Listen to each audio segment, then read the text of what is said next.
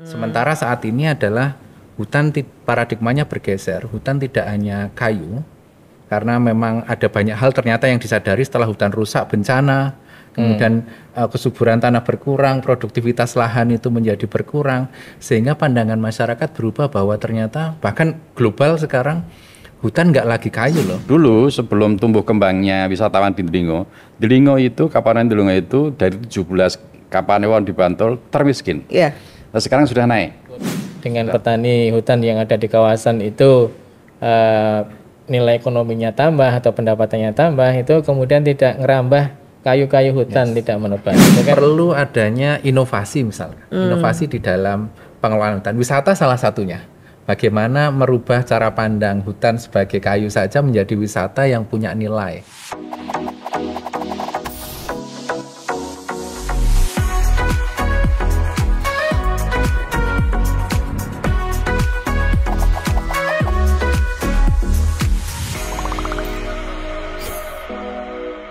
Yeay, hari ini kita bersama dengan Dinas Lingkungan Hidup dan Kehutanan DIY. Berarti ngomongan yang hijau-hijau, dan saya Marta Sasongko. Kali ini kita mau ngomongin bagaimana kinerja Dinas LHK di sektor kehutanan. Wah, ini di sebelah saya langsung yang paling deg-degan. Karena kok langsung ngobrol, kok langsung ditanya target kinerja. Tapi mungkin kita juga akan ngobrol lebih banyak tentang bagaimana hutan di Jogja dan seterusnya, sehingga itu punya kontribusi secara ekonomi kepada masyarakat. Itu yang mungkin lebih penting buat Anda yang menyaksikan obrolan kita kali ini. Jadi terima kasih Bestari Berbincang untuk Alam Lestari menjadi forum kita untuk ngobrol tentang bagaimana hutan DIY ini, bersama dengan tentu saja Pak Kepala Dinas LHK DIY Pak Kusnowibowo STMSI. Bapak. Ya, siap. Sudah berapa lama Pak menjabat sebagai Kepala Dinas, Pak? Iya, kurang lebih 7 bulan. 7 bulan sudah langsung diamati sama betul, Komisi B ini, Pak. Ini momentum Mitoni ini. Membantu nanti dipercepat nanti lahiran sama Pak Aslam ini. Betul. Dan nanti bersama dengan kita ngobrol dengan Sekretaris Komisi B DPRD DIY, Bapak Dr. Haji Aslam Ridho MAP. Pak Aslam. Alhamdulillah, nggak ditanya saya jawab sehat Mbak Marta. Sebenarnya kalau lihat Pak Aslam itu pertanyaan saya nggak sehat pasti. Bukan hanya sekedar sehat gitu. Iya Pak, hari ini kita ngomongin apa ya Pak, enaknya ya Pak ya gitu kan. Ya karena yang serba hijau-hijau itu yang jadi semangat itu. Iya, dan kalau ketemu dengan Pak Aslam kan seorang dokter gitu. Jadi apapun bisa langsung dibicarakan dalam sekian menit, langsung bisa ngobrol banyak hal gitu ya Pak ya. Siap. Hari ini ngomongin Pak Kadis, Pak. Iya, oke, tapi secara terbuka ya. Jadi sehingga nanti mungkin lebih santai kalau di ruang komisi kami itu lebih tempat gitu ya. Jadi kalau sekarang kan lebih rileks, ada pembantu bicara gitu ya, Pak. Betul. Maka akan dibantu Pak oleh akademisi Pak biar semakin kuat nanti. Mungkin perlu kajian, boleh dengan beliau. Nah, kita juga menghadirkan pengajar dari dosen sarjana terapan pengelolaan hutan Sekolah Vokasi UGM. Ini agak panjang karena memang baru, Pak Prasetyo Nugroho SHUT MSc PhD. Ya, memang begitu ya sebutannya Pak Pras? Sebenarnya tidak harus. Apanya? Jurusannya sekolah ya, sekolah, betul, karena memang sekolah vokasi ini kan memang lulusannya terapan ya. Harapannya ilmu terapan vokasi yang berbeda dengan S1 dengan S1, sehingga memang sebutannya D4 atau sarjana terapan. Sarjana terapan. Dan di UGM ada berapa prodi? Ada saat ini terapan. Sekolah vokasi punya 22 program studi sarjana terapan. Jadi sepertinya setara S1 ya? Setara S1. D4 setara S1, ada 22 prodi seperti UGM ini. Jadi ada mulai dari bahasa, lingkungan, kemudian teknik, kesehatan juga ada. Dan saat ini sudah ada 1 magister terapan, sehingga memang sangat kompleks ya. Oh, jadi vokasi pun ada magisternya gitu ya. Betul, sarjana siap pakai. Sarjana siap pakai ya. Dari SMK sudah vokasi, nanti S1-nya D4 ya. Kemudian ngomong-ngomong tadi Pak Aslam kan D4 dan S1 ini ngomong-ngomong dirugikan apa diuntungkan Pak Kan kalau dulu D3 vokasi dong, lebih pendek, tapi kan gelarnya berbeda Tapi gitu sama lah. aja. Kalau D4 tapi lulusnya di tahun ke-5 kan sama saja dengan S1 lulus di tahun ke-4. Tapi artinya ini berbeda ya, bukan Iya, akademik, Beda lebih ke sebenarnya saling melengkapi karena dari aspek keilmuan dan praktis di lapangan ini kan harusnya saling melengkapi itu. Itu sih jadi semangatnya tergantung tidak, nanti minatnya. Kalau tidak bersaing. akademis ngambillah di S1, tapi kalau nanti yang pengen terapan akan lebih silahkan banyak ke sekolah di vokasi. sekolah vokasi karena kan ada banyak praktikum dan praktek lapangan. Berapa persen Pak? Ini kan bikin penasaran nih. Kalau secara umum secara jam itu hampir 80% praktek. Oh, 70 sekian persen. berarti sudah memenuhi vokasi ya, Siap. karena Minimal 80%-nya 60%. sudah di oke. Kalau Sah gitu ya Pak. teman-teman kami masuk di vokasi, misal teman-teman kami banyak ya yang mungkin minat gitu, apakah ada kemudahan gitu? Kemudian untuk masuk apa keluar Pak? Maksudnya mudah keluarnya. Nah, itu dia, maka perlu pertanyaan lagi. Oke. Nanti yang berminat boleh ya Pak. Siap, Apalagi, siap, siap. nah kenapa Bapak justru menyampaikan berminat? Jogja itu punya hutan seberapa sih Pak? Oh. Kalau peminatnya banyak gimana? Ya Jogja ini walaupun wilayahnya tidak begitu luas, nggih, namun juga mempunyai kawasan hutan yang ada di Jogja yang tentunya kita kelola dari Dinas Lingkungan Hidup dan Kehutanan DIY ini. Total kawasan hutan yang ada di Jogja kurang lebih 19.000 hektar. Yang mana yang dikelola oleh teman-teman kami di KPH itu kurang lebih 15 ribuan lebih hektar. Kemudian juga ada yang di Tahura kurang lebih 600 lebih lah hektar. Kemudian juga TNGM. Kemudian juga ada yang di BKSDA. Yang ini semuanya totalnya adalah 19.000 lebih kawasan hutan yang ada di Jogja. Ini yang Terbagi dalam berapa jenis hutan Pak? ya sebenarnya di kawasan hutan negara dan kawasan hutan rakyat. Mungkin dua Hutan jenis negara itu. dan Betul. hutan rakyat. Oke. Iya. Dan itu kalau nggak salah hanya di berapa kabupaten Pak? Iya, Nggak jadi, semua kabupaten punya. ya di semua kabupaten kota, di semua kabupaten ada, kecuali kota Yogyakarta saja. Ya, kalau 4 kabupaten ada semuanya dari 2 jenis tadi ya. Ya tadi bedanya ada? beda-beda, tapi kemudian itu menjadi kawasan hutan yang kita kelola. Oh, Makanya kami tadi juga minat teman-teman kami mungkin minat kalau dipermudah tadi untuk masuk di UGM vokasi apa tadi masalah kehutanan ya. Itu kan luar biasa bisa mensupport SDM kami yang ada di DLHK ini. emang masih kurang Pak SDM-nya Pak? Kalau SDM dari sisi apa jumlah ataupun kuantitasnya sangat-sangatlah kurang. Dari kualitas juga ya sudah sudah ada perbaikan, namun juga masih membutuhkan tadi yang terapan-terapan tadi belum ada. Yang vokasi belum ada. Ini yang kemudian karena juga baru ya tadi ya. Nah, itu yang mungkin ada minatnya sana nanti kalau teman-teman kami nanti kami informasikan lah. Oke, nanti kalau yang berikutnya kan hutan ada di 4 kabupaten ya, kota nggak ada. Saya tawarkan nanti siapa yang ingin menjadi Tarsan kota gitu ya, karena nggak ada hutannya, ada yang berminat Pak. Nah, Tapi ngomong-ngomong, ada yang mau ya ditambahkan? itu menarik tadi ya apa yang disampaikan Pak Kepala Dinas ya bahwa tantangan di kehutanan saat ini mungkin kalau di Jogja bagaimana tadi kalau di kota terutama ya. Iya. Jadi memberikan nilai tambah atau semua ya memberikan nilai tambah dari hutan tadi. Hutan tidak hanya dipandang sebagai kayu. Kalau dulu saya ingat kuliah kehutanan itu masuk 2003 Pak. 2003 itu kan pasca reformasi. Pasca reformasi itu kan hutan habis. Kemudian saya masuk kehutanan, saya satu-satunya dari sekolah di Pemalang di sana di Jawa Tengah yang masuk kehutanan. Jadi orang hutan katanya. Nah, itu kan Dan pertanyaan, masuk ke sana kok nggak ada hutannya gitu? ngapain kok masuk ke hutanan, wong hutannya sudah habis. Nah pada saat itu mungkin paradigmanya adalah hutan itu kayu.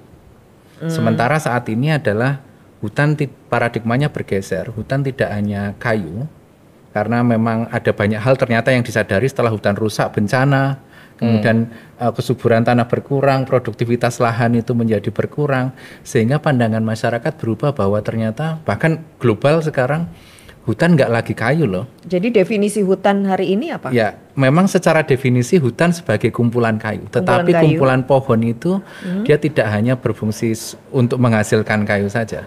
Tetapi paling gampang adalah peneduh misalkan. Dengan adanya pohon jadi teduh. Kemudian ternyata hutan disadari bencana, mengurangi bencana. Kalau hutan kota tadi di praktek kami Pak, di terapan tadi kita tidak hanya praktek untuk menginvent, tetapi ternyata hutan kota kami tahun lalu praktek mahasiswa untuk inventarisasi vegetasi di hutan kota dan cadangan karbonnya. Itu misalkan ternyata ada value, ada nilai lain. Tetap ada dampaknya. Kemudian saat ini yang paling menarik bahwa hutan tidak lagi jadi kayu tetapi menjadi objek wisata. Kalau Mbak Marta pergi ke Mangunan misalkan, dulu kami praktek di sana sejak 2003-2004 Pak, setiap tahun pasti ke Mangunan. Dan yang kami lihat ya, kalau sebagai orang kehutanan ya hutan pinus, disadap pinusnya, seresahnya tebel, enak, empuk gitu ya. Karena ya kehutanan ya itu aja, tetapi tren kan berubah. Sekarang menjadi wisata. Dulu hanya ada studi yang menyebutkan penghasilan penyadap itu hanya 1 juta per bulan, sekarang miliaran. Bisa setor ke daerah. PAD-nya besar. Kenapa bisa tumbuh besar? Tidak hanya dari produksi hutan? Tidak hanya produksi hutan, karena menjadi wisata. Pohon tidak perlu disadap, tidak perlu ditebang, tetapi nilainya jauh lebih besar. Nah itu yang saya kira menjadi tantangan ke depan. Bagaimana hutan-hutan itu tidak hanya produksi, tetapi menjadi nilai tambah untuk kesejahteraan masyarakat. Apa yang disampaikan Mas Pras ini memang fungsi hutan kan ada fungsi ekologi, ada fungsi ekonomi. Kalau tadi disampaikan mungkin lebih ke fungsi ekonominya. Bagaimana hutan ini bermanfaat bagi masyarakat sekitarnya. Ya. Tadi kalau dicontohkan tadi kan masalah Mangunan ini memang selalu kalau Ngarsa Dalem itu menyampaikan bahwa Mangunan itu menjadi contoh pemberdayaan yang berhasil. Dalam hal ini bisa mengentaskan kemiskinan, mengangkat perekonomian masyarakat setempat dan sebagainya. Tapi di sisi lain memang juga hutan itu sebagai fungsi ekologi yang tegakannya itu untuk serapan karbon dioksidanya ataupun ya emisi gas rumah kacanya. Di sisi lain ini untuk apa tadi, untuk menjaga kelestarian, menjaga kualitas lingkungan tentunya. Ini fungsi-fungsi hutan. Di antaranya ya fungsi ekologi, fungsi ekonomi. Dan kalau nggak salah DIY pernah dapat penghargaan soal ini, pengelolaan hutan ya Pak, terbaik se-Indonesia tahun 2019 dari Kemen LHK. Betul. Ya, itu masih akan didapat lagi nggak Pak? Iya, ya kita Sebagai berusaha ya, karena begini, Jogja itu kan walaupun wilayahnya tidak begitu luas tadi, tapi komplit yang ada di Jogja itu. Komplit ya. Mungkin dari Mas Pras juga tadi menyampaikan bahwa sering ke Mangunan tiap tahun ini dan sebagainya, karena memang hutan di Jogja ini komplit dari semua sisi, komplit dibandingkan dengan wilayah-wilayah yang lain yang kami maksud. Nah kalau kita kenapa ini dianu komplit, karena kami juga melihatnya Kementerian LHK itu sendiri yang mengurusi hutan di Jogja ini ada 8 atau 9 UPT loh yang ada di Jogja. Karena saking komplitnya, istimewanya itu. Maksudnya dari kenapa sebanyak itu Pak? LHK ya? Ya karena memang potensinya yang luar biasa. Karena saking menariknya tadi. Oh, jadi satu-satu harus ada yang ngopenin gitu ya. Oke. Nah ngomong-ngomong soal tadi pengelolaan hutan dari Pak Aslam sendiri, apakah dari kinerja DLHK selama ini berawal kita sudah pernah punya penghargaan dan seterusnya, apakah itu terus meningkat atau ada catatan-catatan, ada masukan-masukan dari masyarakat yang tersampaikan ke Komisi B Pak? Ya kalau saya di Komisi B itu komisi yang membidangi ekonomi.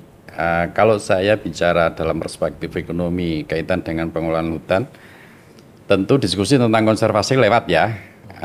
Kalau saya nanti matur terkait dengan ekonomi kaitan dengan pengelolaan hutan.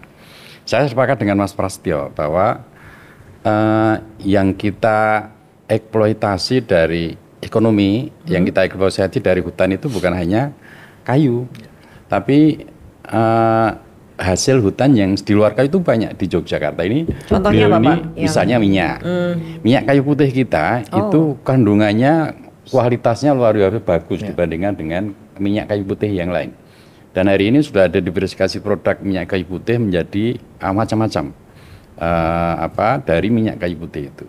Kemudian belum lagi dengan pengelolaan hutan tematik, misalnya warna boga, warna kriya, warna Ada wisata, hutan nangka, warna ya, Pak. dan lain sebagainya itu.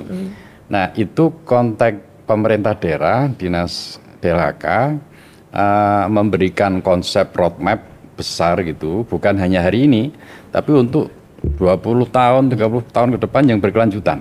Sekali lagi tetap pada fungsi masing-masing. Hutan sebagai fungsi lindung, hutan sebagai fungsi produksi tetap harus difungsikan.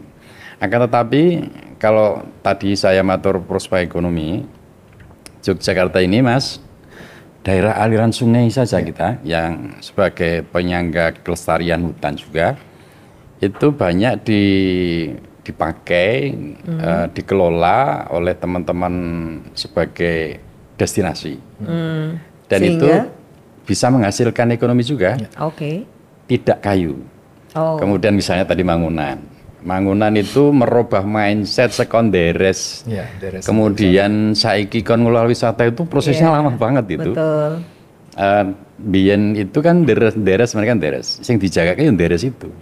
Tiba-tiba kemudian dirubah mindsetnya menjadi Tempat ekonomi wisata. ekonomi wisata. Itu luar biasa, prosesnya panjang.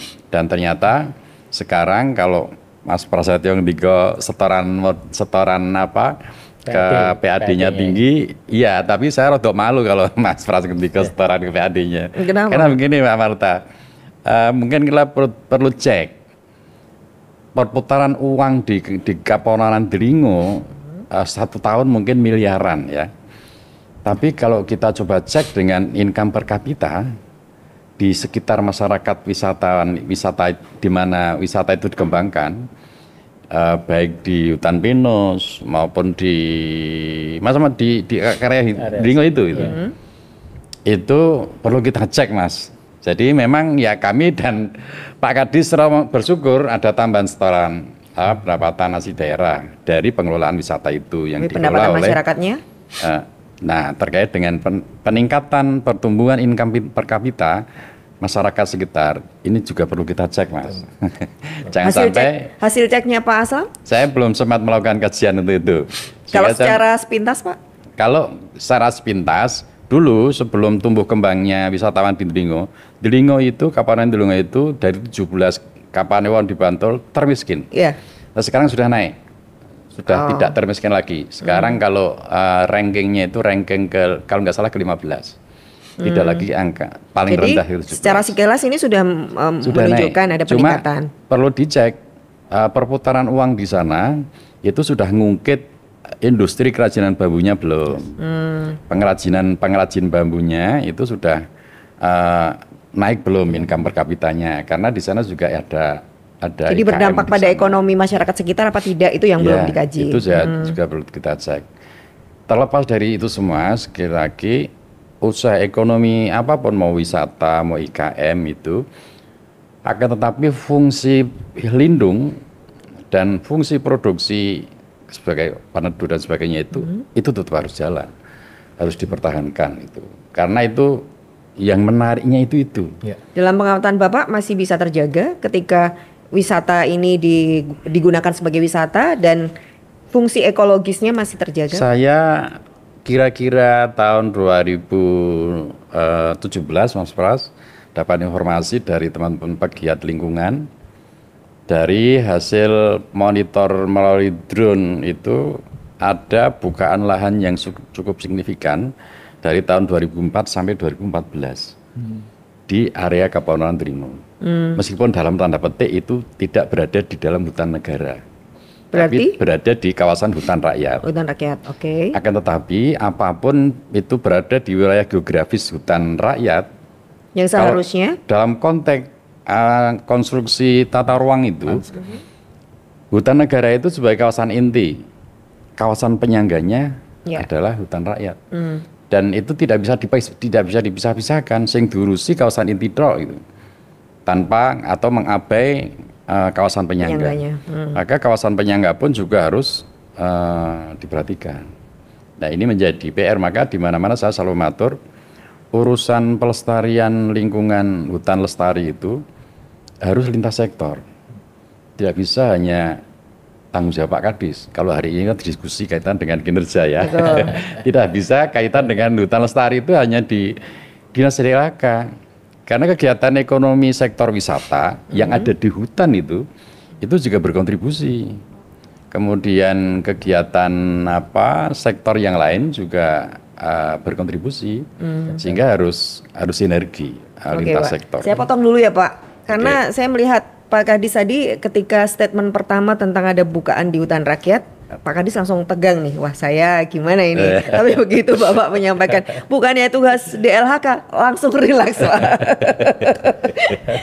Tapi ngomong-ngomong tentang apa yang disampaikan Pak Aslam ini Pak Kadis, berarti bagaimana ini pengelolaannya? Ini kan termasuk dari target kerja. Jadi bagaimana pengelolaan hutan inti pastinya, tapi hutan rakyat ini bagaimana juga ada pengawasannya, ada controlling supaya tetap terjaga seberapa persen dan seterusnya, gimana tuh Pak? Jadi kalau menyinggung terkait dengan kinerja dari DLHK khususnya untuk urusan kehutanan, kan memang ada 2 target kinerja. Yang pertama yaitu untuk peningkatan produksi hutan, yang kedua adalah untuk persentase rehabilitasi lahan-lahan kritis sebenarnya. Kalau tadi disampaikan Pak Dr. Aslam tadi, terkait mungkin ada bukaan-bukaan ini memang kita tidak pungkiri ya. Itu memang juga ada, karena itu adalah hak miliknya, kan miliknya masyarakat itu. Memang sebenarnya penyangga kehutanan yang ada di Jogja ini adalah malah hutan rakyat itu. Karena kalau tadi saya matur bahwa hutan yang dikelola oleh dinas itu hanya 19.000 ya. Tapi kalau hutan rakyat itu bisa 78.000, artinya kan malah ya lebih besar, berkali-kali lipat. Ini kan yang tadi harus kita kelola untuk hutan-hutan rakyat yang ada di Jogja ini. Nah ini memang demikian. Nah bagaimana ini kemudian kami untuk mengatur semuanya ini tentunya biar tidak ada kemudian mungkin penebangan, mungkin pembukaan lahan-lahan yang tadi di kawasan hutan ataupun di luar kawasan hutan. Tentunya kami ada beberapa regulasi ya, terutama untuk pemanfaatan hutan sendiri. Regulasi Pergub 4 tahun 2024 baru itu bagaimana pemanfaatan hutan seperti bangunan CS, ada kurang lebih 6 koperasi yang sudah mengajukan untuk kerjasama, seperti bangunan itu kerjasamanya. Itu juga harus ada kaidah-kaidah yang harus dipatuhi, dipenuhi dalam hal ini. Tidak boleh kemudian ada tanaman ataupun pohon yang ditebang, kemudian tidak boleh kemudian ada bangunan yang permanen ya dicor di permanen dan sebagainya. Itu kan semua menjadi regulasi-regulasi di situ. Di samping kemudian juga bagaimana tadi kalau masalah meningkatkan perekonomian masyarakat, bagaimana nanti juga koperasi ini kalau di bangunan itu Notowono itu bagaimana kemudian melibatkan masyarakat sekitar untuk bisa mengelola. Di Koperasi Notowono itu yang terlibat banyak personil terkait dengan pengelolaan kawasan hutan bangunan khususnya untuk wisata ya. Mungkin kalau kemarin disampaikan bisa lebih dari 400 personil yang terlibat semuanya, dari juru parkir, kemudian pedagang, kemudian yang karcis, yang ini dan sebagainya, itu bisa lebih dari 400. Dan ini bisa menggerakkan perekonomian masyarakat sekitar tentunya. Maka kalau kemudian tadi kami sampaikan bahwa konsep pemberdayaan yang salah satunya berhasil adalah di bangunan itu yang kemudian disampaikan Pak Gubernur, mungkin juga menjadi contoh. Ini kan memang di sana ada perputaran perekonomian dari masyarakat, kemudian juga untuk bisa meningkatkan kalau tadi kemiskinan yang sekian urutannya bisa naik rankingnya, artinya penurunan kemiskinan juga signifikan di sana. Ini yang menjadi bagian yang harus kita dorong juga terkait dengan itu. Di samping mungkin juga teman-teman yang lain, pengelola-pengelola yang lain juga banyak dalam hal ini, tidak hanya masalah di wisata, tapi juga untuk yang lain. Misal dalam hal ini kan untuk pemanfaatan di bawah tegakan hutan itu kan banyak. Misal untuk petani-petani hutan itu mereka juga bisa untuk menanam betul, ada kedelai, ada jagung, ada kacang dan sebagainya. Ini juga untuk bisa meningkatkan potensinya besar itu juga. Betul. Di samping kami dari pemerintah juga punya tujuan maksud dengan petani hutan yang ada di kawasan itu nilai ekonominya tambah atau pendapatannya tambah, itu kemudian tidak ngerambah kayu-kayu hutan, tidak menebangi. Itu kan harapan-harapan dari kami seperti itu. Begitu Pak Marta. Tapi ini mungkin juga perlu diberikan masukan-masukan nih dari Pak Pras. Ini kan salah satu tantangan ya dalam pengelolaan hutan. Kalau dari pengamatan Bapak ini, tantangan seperti ini kan ya pastinya ada. Selain itu apa saja dan bagaimana ini? Misalnya tadi harus tidak bisa mengelola sendiri atau mengontrol hutan rakyat. Tapi bagaimana caranya supaya tetap terkontrol atau aman dalam tanda kutip jumlah tegaan atau jumlah pohon, atau mungkin cara memotong area yang harus supaya tetap aman. Mungkin ada kajian-kajian seperti itu. Menarik ini. Kalau dibilang di Jogja tadi nyambung, permasalahannya itu memang kompleks karena ragam kawasan hutan itu ada di Jogja. Jadi karena potensinya juga banyak. Secara kawasan dari Taman Nasional, Suaka Marga Satwa, Jagar Alam, Tahura, bahkan hutan rakyat yang masing-masing tentu saja punya penekanan potensi masalah yang berbeda-beda. Tetapi yang perlu menjadi tantangan adalah sebenarnya nih Pak di pemerintahan atau bahkan di DPRD itu pertanyaan besarnya itu seberapa menarik atau sektor kehutanan bagi pemerintah daerah. Apakah kehutanan itu dipandang sebagai ujung tombak atau artinya bisa menjadi pengungkit, atau itu ya masalah lingkungan itu ya biasa aja. Nah, saat ini meskipun sudah mulai berkembang bahwa hutan itu dengan skema perhutanan sosial, Pak Kadis, Pak Aslam, kita didorong untuk bagaimana mengelola hutan, punya multi produk di dalam kawasan hutan. Kalau cara pandang dari pengelola, bahkan pemerintah daerah itu tidak memandang hutan sebagai pengungkit, justru di beberapa tempat itu jadi masalah karena penghambat gitu Pak. Dinilai sebagai penghambat, maka tidak bisa digerakkan tadi. Karena kan masing-masing dia punya kepentingan ya. Jadi kehutanan saat ini misalkan kayak yang kasus hutan rakyat misalkan Pak. Bagaimana toh industri kayu di DIY itu kedua terbesar setelah perhutani produksinya. Hutan rakyatnya itu kan gede termasuk besar. Tetapi bagaimana itu menjadi pengungkit sebenarnya untuk lainnya. Bagaimana industri dari hulu dan hilirnya, IKM-nya itu mampu bergerak. Sebagai contoh di Gunung Kidul kita punya yang banyak dikenal KWML misalkan, Wana Lestari. Kemudian di KWML di Palian itu ya, bagaimana mereka bisa mengelola mulai dari HKM, nanam, kemudian sampai dengan panen, sampai dengan pemasaran. Tetapi kendalanya adalah fasilitasi terhadap proses produksinya, kemudian regenerasinya, karena cara pandangnya tadi tidak menarik. Mohon maaf kalau kami plesetannya guyonya bahkan dengan kelompok tani di Gunung Kidul itu ini kawiti ya Pak, kelompok wong tua. Itu tidak ada regenerasi. Iya, karena sebagian besar itu yang sepuh-sepuh, sehingga proses karena masih konvensional pengelolaan hutannya. Kemudian apalagi itu sehingga memang tidak mampu mengejar gap tadi pasar, kemudian KWML. Ya, Pak, boleh saya potong? Yang disebut tidak menarik itu, kemudian yang menarik itu yang seperti apa yang diharapkan? Yang diharapkan adalah faktor penghambatnya tadi. Iya, perlu adanya inovasi misalnya, inovasi di dalam pengelolaan hutan. Wisata salah satunya. Bagaimana merubah cara pandang hutan sebagai kayu saja menjadi wisata yang punya nilai lebih. Tentu saja dengan tren.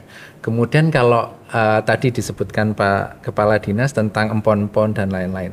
Bagaimana potensi itu diolah, potensinya sangat tinggi sebenarnya. Contohnya di COVID, pada saat COVID kemarin kami ada dampingan di Gerbosari di hutan rakyat Pak. Mereka itu nyampaikan pas COVID kami malah untung. Karena empon-empon kami laku mahal. Jadi jamu dengan itu obat. Dan itu produksinya terus menerus karena empon-empon itu kan dia tahan naungan. Nah, artinya biar selalu menarik, apa yang selalu menarik ya inovasi. Perspektifnya seperti apa? Artinya dia tidak hanya berhenti pada produk mentah saja, tetapi bagaimana itu diolah setengah jadi.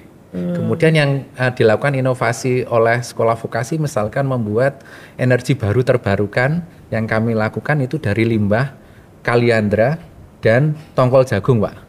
Kami sudah ujikan itu, jadi dari namanya wood pellet untuk energi campuran karena ada mandat co-firing campuran batu bara dengan energi baru terbarukan.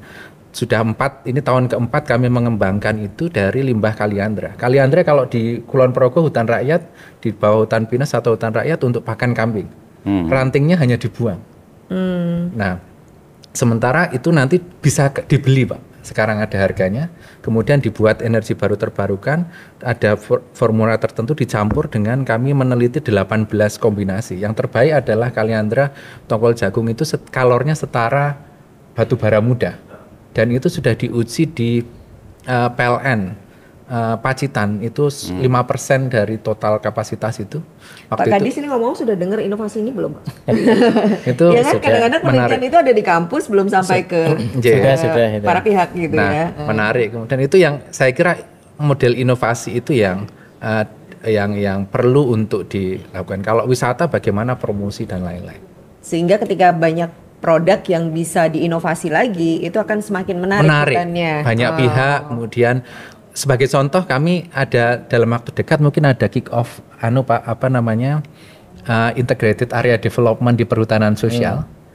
Itu menarik bahwa ternyata hutan itu bisa jadi pengungkit perekonomian dalam skala yang luas. Pada FGD tadi ternyata lintas sektor, Pak Aslam, jadi ternyata ada yang baru memahami bahwa di hutan ternyata ada empon-empon ini bisa masuk perdagangan, dinas perdagangan, perindustrian. Itu tadi yang saya matur lintas sektor tadi. Betul. Artinya Pak Kabid itu tidak bisa masuk di ranah industri karena ini kewenangannya teman-teman OPD yang lain. Perdagangan. Gitu. Kalau kaitan dengan industrinya, kaitan dengan perdagangannya tentu DLHK punya keterbatasan untuk mengintervensi terkait dengan industri dan perdagangan. Nah, sistem di kami begitu. Maka tadi saya matur kaitan dengan pengungkitan ekonomi hutan untuk masyarakat, untuk rakyat itu memang harus lintas sektor tadi. Betul. Nah, supaya bisa lintas sektor maka sepertinya perlu yang gulanya. Gampangannya ada gula, ada semut ya. Nah, gulanya ini apa yang ditawarkan ini oleh hutan. Ternyata hutan bisa untuk nyangkut nih dinas perdagangan, perindustrian, kemudian bahkan pariwisata, itu yang ternyata sangat relate sekali dengan mungkin Pak Kadis perlu mengomentari. Boleh, sebenarnya untuk lintas sektor itu juga sudah diimplementasikan tadi di sektor pariwisata di Mangunan kan di sana terlibat dari beberapa OPD pariwisata, kemudian untuk SDM-nya melibatkan tenaga kerja. Dan sebenarnya ini sebenarnya sudah, dan ini nanti tinggal bagaimana kita efektifkan untuk koordinasi lebih lanjut dari OPD-OPD yang ada di Jogja khususnya ya. Tadi juga melibatkan perguruan tinggi tentunya dan dorongan dari Pak Dewan ini tentunya. Dorongan lebih kencang. Dan kalau tadi bicara masalah hutan ini menarik atau tidak, kok saya setelah 7 bulan di DLHK ini kemudian melihat bahwa potensi kawasan hutan ini yang luar biasa ya. Ini baru 7 bulan. Baru 7 bulan. Sudah menarik, Pak. Sudah menarik. Karena saya melihatnya menarik sekali ini. Karena dari 19.000 hektar yang kami kelola, kemudian ada hutan rakyat yang 78.000 hektar. Ini sektor kehutanan harus hadir dalam hal untuk apa? Untuk menurunkan angka kemiskinan yang ada di Jogja. Jogja ini kan angka kemiskinannya masih tinggi ya.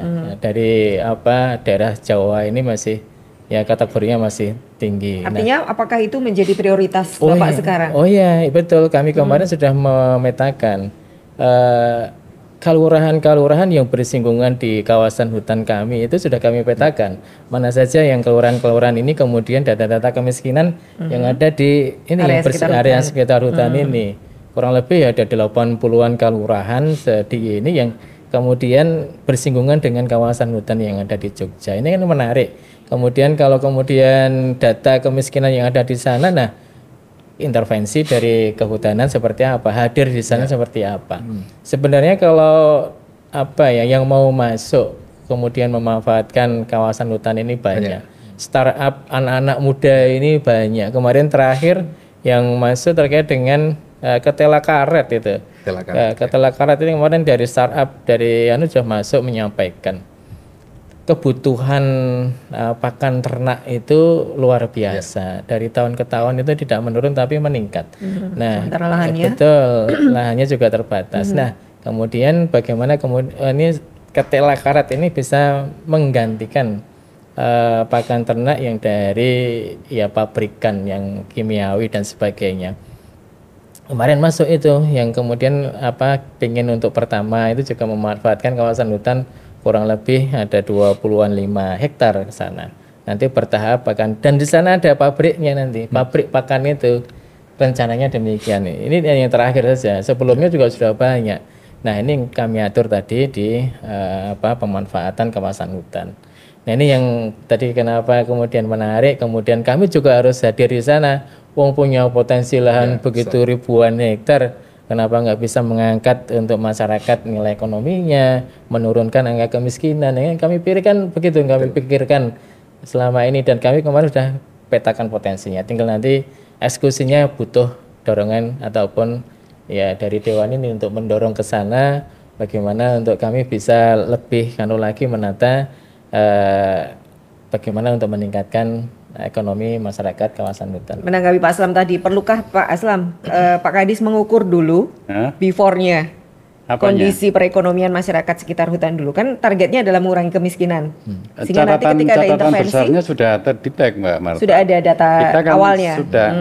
Sudah dalam periode hampir 3 tahun ini Mas Pras kita itu di angka kemiskinan kita 11, dan khusus yang di sekitar hutan? Sebarannya di Jogja Selatan. Di daerah itu Jogja juga? Selatan itu ya Gunung Kidul, ya Bantul, Kulon Progo. Itu tertinggi sebaran angka kemiskinannya. Kebetulan hutannya berada di wilayah tersebut. Itu yang terbesar ya, ada di Sleman 6%. Tapi yang terbesar hutan itu sebarannya juga di kawasan selatan. Maka sudah tepat Pak Gubernur itu dalam visi misi itu memprioritaskan kawasan selatan, kemudian reformasi kelurahan. Ini dua visi dan misi ini, dua misi ini menjadi senjata Pak Gubernur, pemerintah daerah untuk bagaimana menekan angka kemiskinan itu melalui reformasi kelurahan, melalui prioritas kawasan selatan itu. Juga terkait juga dengan lintas sektor tadi. Kalau saya atur lintas sektor bukan hanya lintas OPD, tapi kabupaten ngopo, desa apa, provinsi apa itu. Maka pemerintah provinsi sudah mengeluarkan Pergub 34 ya Pak Kasih kalau salah tentang Jogja Hijau itu. Iya betul. Nah, tentang Jogja Hijau itu kan konsepnya Pak Gubernur kepengen ono peran desa yang dilakukan terkait dengan menciptakan kelestarian lingkungan tadi itu. Peran desanya bencetol gitu. Hari ini sudah fasilitasi perda kelembagaan baru terkait dengan pemajuan kelurahan, kemudian perubahan kelembagaan. Nanti di Jogja akan ada dinas yang khusus ngurusi kelurahan. Dinas yang ngurusin? Dinas yang berkonsentrasi ngurusi kelurahan terkait dengan implementasi reformasi kelurahan tadi. Dalam konteks diskusi kita hari ini adalah bagaimana peran desa sing bendino nunggoni itu, sing bendino nunggoni roh datane itu punya peran. Resourcesnya dari dana keistimewaan. Jadi artinya reformasinya nggak sekedar birokrasi administratif, tapi juga ada implementasi program. Tidak hanya kelembagaannya desa, tapi juga perannya, artinya kewenangannya, kemudian peran kelurahan itu juga menjadi ada pendelegasian kewenangan keistimewaan ke kelurahan. Itu juga dalam konteks bagaimana tadi itu lingkungan menjadi daya ungkit ekonomi gitu, bukan ekonomi kemudian menjajah lingkungan gitu. Tapi menarik tadi yang disampaikan bahwa ternyata ini contoh tadi kan berarti bottom up dari masyarakat sehingga inisiatifnya. Memang karena tadi masyarakat itu yang merasakan langsung, menerima dampaknya secara langsung, maka mestinya proses terlibatan itu muncul dari masyarakat secara langsung. Dan lebih mudah nanti. Nah ini yang seringkali dulu ya mungkin ya proses rehabilitasi apa itu kan masyarakat perlu tanaman MPTS, tanaman buah-buahan, kemudian tanaman pohon tertentu untuk pakan. Ternyata yang ditanam jenis lain misalkan untuk rehabilitasi. Hijau, tetapi secara pemanfaatan tidak bisa secara optimal bermanfaat bagi masyarakat langsung. Karena tidak ada kebutuhan langsung di situ. Misalkan saat ini butuhnya hijau, kemudian masyarakat butuh pakan ternak. Salah satunya adalah tanaman pohon berkayu. Maka bisa juga dipilih tanaman-tanaman berkayu yang bisa dimanfaatkan untuk pakan ternak misalkan. Jadi dua nanti yang didapat. Jadi hijau dapat, lingkungan dapat, secara pemanfaatan ekonominya juga meningkat. Begitu juga dengan nanti jenis tanaman lainnya. Jadi bagaimana perencanaannya itu dari bawah? Nah, Karena justru itu yang saya tanyakan ke Pak Pras ini. Bagaimana caranya? Kan tadi lahan hutan itu kan pasti ada sifat atau situasi yang berbeda-beda masing-masing di setiap daerah gitu ya. Apakah ada penelitian baik jenis vegetasinya, jenis tanamannya, kemudian tadi perlu kebutuhan memetakan kebutuhan masyarakat sehingga tanaman yang lebih tepat di situ ditanam itu ada nggak? Jadi sehingga itu yang disarankan kepada Bapak, ke Pak Kadis atau bagaimana? Betul, kalau secara konseptual sudah ada mestinya karena kesesuaian jenis tanaman itu sudah sudah. Tetapi secara kesesuaian secara fisik itu perlu dicek lagi kesesuaian dengan kebutuhan masyarakat. Itu tantangannya cocok enggak? Lebih banyak justru kebutuhan masyarakat itu yang lebih diperhatikan. Yang penting misalkan ada rehabilitasi dulu untuk tanaman energi Pak di Jogja. Ditanam nyamplung. Ya, di salah satu tempat itu ditanya, sekarang nyamplungnya mau buat apa Pak? Misalnya gitu. Hijau ning tapi manfaat. Karena memang itu untuk kayu energi bisa, tetapi harus skala yang luas dan besar. Nah, itu misalkan itu, sehingga memang tantangannya adalah secara fisik dia sesuai kajiannya dan secara kesesuaian dengan kebutuhan itu match sesuai. Kemudian setelah itu nanti inovasi apa yang bisa masuk di situ. Ada success story yang seperti itu nggak sih Pak di wilayah mana gitu sehingga bisa belajar? Kalau di Jogja ada pemetaan partisipatif, tapi yang terakhir kami lakukan misalkan di perhutanan sosial di Tulungagung di Jawa Timur misalkan. Ini menarik Pak, karena dulu pada saat masyarakat itu kan seringkali latah dengan tren tertentu gitu. Misalkan tren kayu sengon dulu atau jabon yang lagi naik daun gitu. Sementara tren itu kan mudah berubah dan kayu itu kan tumbuhnya lama. Panennya 5 tahun, trennya berubahnya tahunan Pak. Sekarang balsa itu lagi ngetren, tetapi sekarang agak redup misalkan. Nah, pada saat itu menariknya gini. Jadi pada saat ditawari untuk menanam, saya pilih balsa ceritanya gitu. Di Banyuwangi dan Tulungagung yang kami dampingi itu.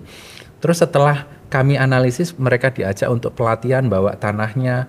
Mereka bilang, nggak sesuai berarti Pak, karena balsa itu cocok untuk tanah-tanah yang misalkan dia aerasi dan gembur, kemudian pokoknya gembur gitu ya, bagus. Nah dia studi bandingnya di tempat yang tanahnya gembur itu. Nah terus, gimana ya, saya sudah beli bibit ini misalkan gitu.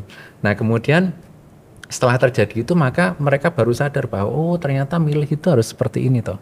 Akhirnya kami membuat perencanaan bersama masyarakat, kebutuhannya mereka itu apa. Menariknya mereka kalau di PS, di KHDPK Pak, yang di kawasan perhutani itu, ini success story-nya salah satunya, kan ada peraturan bahwa 50% harus kayu, 30% itu MPTS, 20% itu tanaman pertanian. Akhirnya mereka punya rencana, mereka karena sudah dapat izin, mereka harus nanam ini, kita merencanakan bareng, ayo Bapak mau nanam apa dulu? Kalau ini saya suruh nanam pohon, berarti saya harus puasa lama ini. Karena panennya panjang. Berarti yang saya tanam dulu adalah tanaman pertaniannya. Pisang, kopi gitu. Pisang itu short term, jangka pendek karena 8-9 bulan panen. Di antara pisang itu ditanami kopi. Di antara kopi tanami tanaman keras. Itu dibuat rancangan teknisnya bersama-sama tiap lahan andil Pak. Sehingga itu nanti mereka bisa merencanakan, nanam sekarang itu berarti 8 bulan lagi short termnya panennya adalah pisang. Tapi nanti 2 tahun lagi saya bisa panen kopi. 5 tahun lagi saya bisa panen kayu. Jadi kalau ada plan begitu nanti akan perekonomiannya terpetakan ya. Dan terpetakan dan hutan itu dibangun atas kebutuhan masyarakat dan kesesuaian fisik tanaman dan tren kebutuhannya akan depan. Baik, nah ini kan kita sudah di menit-menit terakhir Pak ngobrolnya Pak. Pak Kadis dengan masukan-masukan dari Pak Aslam dan juga Pak Pras di kinerja Bapak selanjutnya ini apa yang kemudian terpikir Pak sebagai prioritas Pak? Ya, tentunya terima kasih tadi dari Pak Pras banyak masukan, kemudian Pak Aslam juga banyak masukan. Dalam hal ini kan kami butuh ya beliau-beliau ini untuk bagaimana mensupport Jogja ini dari sisi urusan kehutanan ini juga biar lebih eksis mendatang, ya kan. Kalau perlu jangan ditanya langsung menyampaikan itu ya Pak. Yang kami harapkan demikian. Kami di sisi lain juga tadi juga sampaikan Pak Pras bagaimana nanti untuk perencanaan ini juga dari bawah nih. Sebenarnya sudah hanya mungkin tidak bisa kemudian secara masif di seluruh ini kan tidak bisa. Tapi sebenarnya sudah, dia juga sudah. Kalau belum mungkin juga tidak menarik tadi. Ternyata juga menarik di Jogja. Semua di Jogja ada aneka ragamnya, di Jogja ada semuanya. Nah ini yang dari sisi proses seperti itu perencanaan saya pikir Jogja juga sudah ada rasanya mungkin tinggal bagaimana ini lebih mengembangkan terkait dengan apa yang disampaikan Pak Pras tadi. Tapi dari sisi kinerja selama ini dari target-target kinerja yang dari tahun ke tahun memang naik. Produksi hutan tadi dari tahun ke tahun naik 5%-an gitu terus. Kemudian juga dari rehabilitasi untuk lahan-lahan kritis juga demikian karena sudah meningkat dari tahun ke tahun ya, walaupun memang dari lahan kritis yang ada sini belum semuanya bisa kita rehabilitasi, namun dari tahun ke tahun insya Allah nanti dalam waktu tidak terlalu lama nanti bisa kita tututi lah untuk lahan-lahan kritis ini. Perlu colek Pak Aslam? Wah jelas, karena biar dari sisi cepat terselesaikan Pak. Sisi untuk penganggarannya kan beliau harus mendorong kan ya. Kalau tidak didorong beliau ya kami juga untuk kekuatannya juga berkurang ya, walaupun kami juga dari ada CSR dari perusahaan-perusahaan yang kemudian juga ikut bergabung di situ. Ini sudah banyak CSR dari perusahaan-perusahaan besar tentunya yang ikut gabung untuk rehabilitasi lahan-lahan yang ada di kita. Mungkin begitu Mbak Marta. Masukannya dari Pak Aslam adalah menambah budget untuk lahan kritis Pak. Tidak hanya itu. Yang lain juga ya. Pak Aslam ini kan juga berkaitan dengan stakeholder tadi selain DLH. Apa saran atau himbauannya Bapak terhadap ruang untuk OPD? Stakeholder dan masyarakat sudah diberikan oleh pemerintah daerah melalui DLHK. Salah satunya pengelolaan hutan lindung, hutan pinus di Mangunan misalnya sudah diserahkan bersama dengan masyarakat lokal dengan Koperasi Notowono. Cuma memang ke depan memang harus diberikan tambah ruang-ruang lagi, ruang-ruang yang lain itu. Kalau sampai hari ini kan banyak ruang yang dikelola untuk wisata. Setelah diskusi dengan Mas Pras tadi itu, menurut saya memang ruang-ruang untuk diversifikasi usaha itu, diversifikasi produk. Dengan sentuhan teknologi menurut saya inovasi. Kita masukkan teknologi di situ, menurut saya peningkatannya di situ. Jadi memang kalau kita sumber pembiayaan kita ini kan ada sumber pembiayaan reguler dan dana keistimewaan. Nah dengan pola-pola tadi itu melibatkan kelurahan, reformasi kelurahan menurut saya bisa bersinergi dengan kelurahan, beberapa kewenangan itu. Pendampingan dan sebagainya, kaitan dengan memberikan ruang yang lebih luas kepada masyarakat untuk berinovasi, kita berikan sarana teknologinya. Jadi keterlibatan bottom up gitu ya yang lebih jadi akan. Tadi Mas Pras rada nyinggung tadi nandur ijone ijo, yang manfaat pora ke masyarakat gitu kan. Itu pertanyaan kritis. Jadi yang diharapkan adalah hasil penelitian dari teman-teman di perguruan tinggi ini dan juga teman-teman terapan yang tadi sudah main ke Mangunan itu menghasilkan apa gitu. Menghitung apa, mendapatkan apa, itu boleh mungkin dari teman-teman di sekolah vokasi UGM apa tadi, yang akan dilakukan untuk mendukung. Tadi Pak Aslam sampaikan peran para pihak sebenarnya masing-masing itu kan seperti bawa puzzle masing-masing. Ibarat hutan ini kayak gambar yang cantik ini. Maka masing-masing kan Belum punya jadi puzzle. gambarnya. Punya puzzle yang harusnya digabung biar jadi gambar yang cantik. Masalahnya tarik-tariannya seberapa kuat ini supaya bisa jadi dan yang bagus. Nah, dalam konteks ini maka peran akademisi tentu saja menyediakan evidence base atau bukti-bukti atau kajian yang mendukung di dalam pengambilan keputusan gitu ya. Karena faktanya memang perlu kayak tadi, ternyata ini bisa ditingkatkan. Kemudian yang tidak kalah penting adalah menyiapkan generasi masa depan di dalam yang mampu mengelola hutan, yang sekarang tuntutannya tidak hanya unggul, kompetitif, tetapi agile atau lincah. Gitu. Ini kan kayak tadi KWT tadi, kelompok orang tua, bagaimana ini kalau kita sekarang bicara hutan saat ini, sementara masyarakat, mohon maaf, yang sekitar hutan nanti dididik untuk tidak menjadi orang hutan. Ini ke depan seperti apa, sehingga peran di akademisi tentu saja tadi bagaimana membantu untuk menyediakan sumber daya manusia yang unggul, kompeten, dan tentu saja berkelanjutan. Ada taruna tani hutan. Betul. Nah, itu menarik. Jadi bagaimana itu bisa ke depan bisa ini tidak hanya hutannya yang lestari, tetapi sumber daya manusia yang mengelola itu menjadi lebih baik. Saya membayangkan ini sebuah kawasan hutan, ada KWT tadi yang kelompok orang tua yang ngurusin yang konvensional itu ya. Tapi kemudian ada inovasi Pak Kadis, nanti intervensi program apa yang melibatkan KWE Pak. Kelompok wong enom gitu ya. Dengan cara berbeda. Betul. Intervensinya ada teknologi, ada inovasi gitu sehingga tapi menjadi bisa kelompok wong edan juga bisa. Edan inovasi maksud saya. Itu diperlukan Pak, sehingga kan kreativitasnya menarik. Sehingga menjadi daya tarik. Dimungkinkan Pak punya komunitas wong edan Pak.